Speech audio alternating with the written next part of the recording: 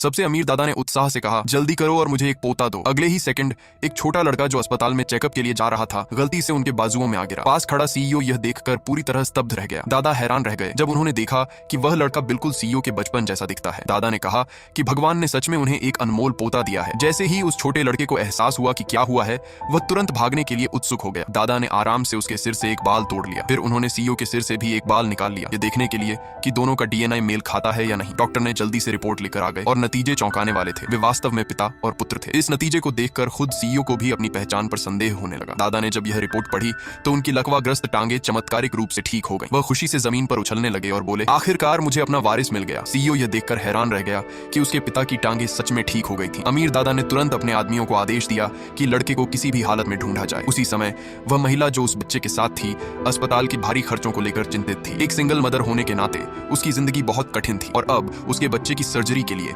50,000 yuan की जरूरत थी। इस वजह से वह उस हिट एंड रन ड्राइवर से मुआवजा मांगने गई जिसने दुर्घटना कर दी थी। लेकिन वह चालाक औरत बहुत बुरी तरह पेश आई और वहां से निकलने की कोशिश करने लगी। महिला ने तुरंत उसका रास्ता रोक दिया। तभी वहां अचानक सीईओ आ पहुंचा